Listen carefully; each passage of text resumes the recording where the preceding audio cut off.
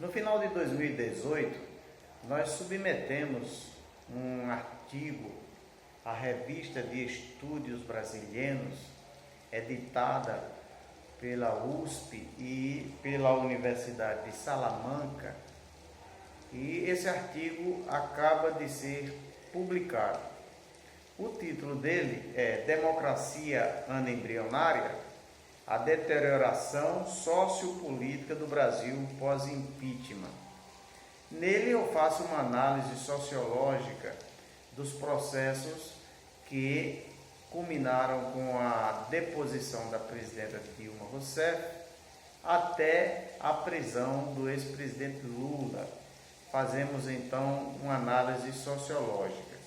No resumo, eu escrevo: a democracia brasileira, como na gestação anembrionária, em que os sinais aparentes causados pela ação de hormônios não correspondem à presença de um embrião, não encontrou nas instituições formais constituídas valores e práticas capazes de resguardar o desenvolvimento de uma democracia substancial. Em distintos períodos da história do país, o impulso inicial na direção de maior participação política e de inclusão social foi interrompido por movimentos abruptos de intervenção no curso da democracia. Em 2016, uma combinação de interesses da oposição partidária, do oligopólio de comunicação e de setores do Poder Judiciário criou as condições para o impeachment da presidente Dilma Rousseff por descumprimentos de leis orçamentárias. Sob o rito formal das instituições, o golpe parlamentar assegurou o retorno dos conservadores ao poder e pôs em marcha uma agenda de regressão social e de autoritarismo, com amplo apoio de setores ideologicamente contrários ao governo anterior. Como resultado, o projeto de democracia no Brasil se apresenta mais uma vez ameaçado e os indicadores disso repercutem no agravamento dos problemas sociais. Neste trabalho, analisamos os fatores que determinaram a deterioração da democracia brasileira e o aprofundamento do golpe parlamentar que impede a fecundação de uma democracia sólida no país. Então veja, eu construo para efeitos didáticos, para efeitos pedagógicos, neste artigo, um gráfico que eu chamo de a espiral do conservadorismo no Brasil, não é? E neste gráfico eu então demonstro quais foram os principais atores, fatos e forças políticas que levaram o Brasil a essa guinada conservadora. No centro de tudo está aqui o gráfico, né? Vocês podem acessar a revista a partir agora de julho pela internet. No centro de tudo está processos de corrupção que envolveram empresas e partidos políticos. Então, você tem a espiral que é construída, né? Um ator importante é a mídia, que passa a cobrir esses episódios de corrupção com seletividade, com manipulação, com espetacularização, exercendo pressões sobre o judiciário e uma narrativa única, uniforme. Depois nós temos o judiciário, esse pessoal da Lava Jato à frente, não é? Então eles estão cometendo ilegalidades, exercendo voluntarismo, parcialidade, punitivismo, lawfare e exercendo um protagonismo impressionante na vida política brasileira, né? Eles estão interferindo no jogo democrático. Não haveria impeachment sem que houvesse as revelações, né, o sigilo da ex-presidente Dilma em suas conversas com o presidente Lula. Sigilo ilegal que foi quebrado pelo juiz Muro, de forma criminosa. Ele deveria ter sido ali na ocasião afastado das funções, retirado os processos de Lula, mas ele então, no afã de permanecer controlando os processos que envolviam o Lula, no ato de desespero e de ousadia, né, divulgou aquelas conversas telefônicas. O STF foi covarde, ministro Teori Zavascki foi covarde, já na época registrado. Então eles estão exercendo o protagonismo, né, insuflando as pessoas, contribuindo em dobradinha com a mídia para aumentar o ódio social e político às esquerdas, ao PT e a Lula. Isso é o que está ocorrendo no Brasil acentuadamente mas depois de 2014. Aí temos então, além da mídia e do judiciário, temos o Congresso, não é? O Congresso começa a sabotar a presidente Dilma Rousseff, não é? Começa a haver um processo de cooptação e de barganha.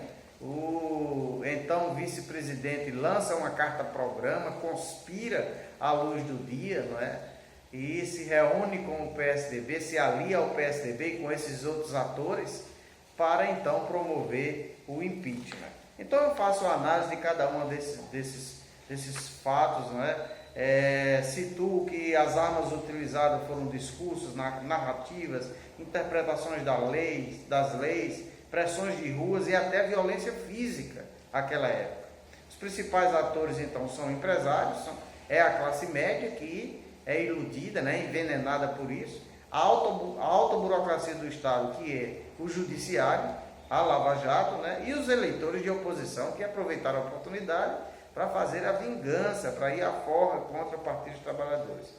As resistências nesse processo são dos partidos de esquerda, de movimentos sociais, de eleitores da esquerda e de uma certa imprensa alternativa que tentava dar voz a juristas, a sociólogos, não é? Que faziam um contraponto, uma análise crítica de todo esse vulcão judiciário que tomou conta da política brasileira.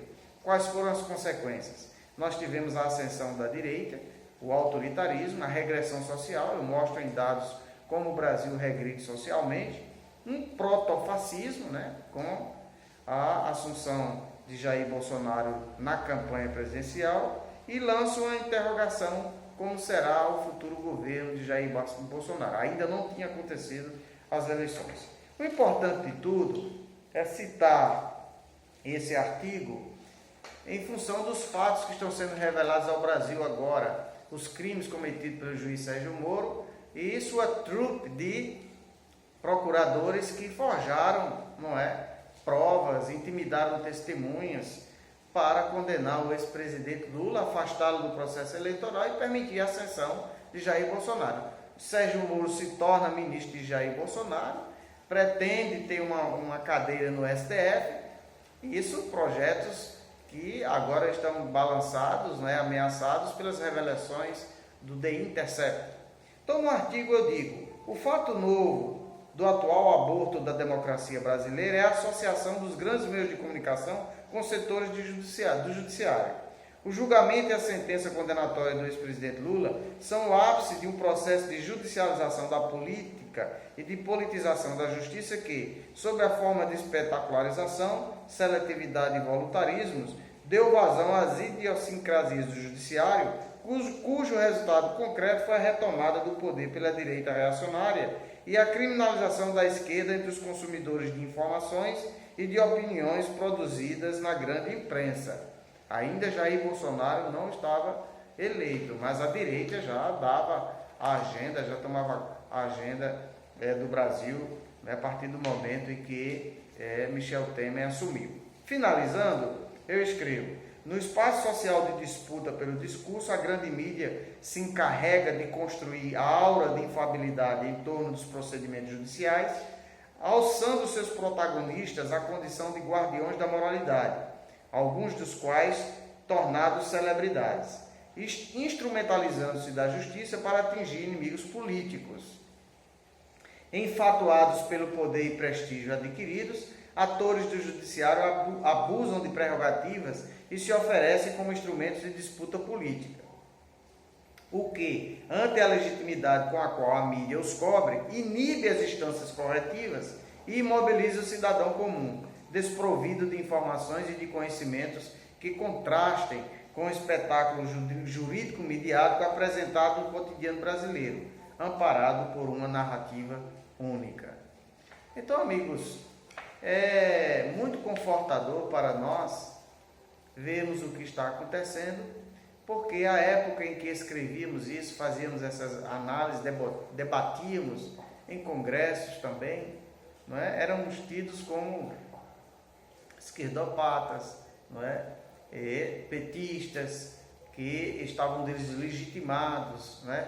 E agora, não é, nós estamos sabendo que um jogo sujo e pesado, protagonizado, como sempre, pela grande mídia, mas agora com a participação direta de atores do judiciário, deterioraram a democracia brasileira e entregaram ao poder a forças perigosíssimas, violentas, reacionárias, de direita, que ameaçam o futuro do Brasil. Então é isso que eu queria compartilhar e torcer para que a gente possa então reverter todos os retrocessos, agora que a verdade está vindo à tona. Um abraço a todos.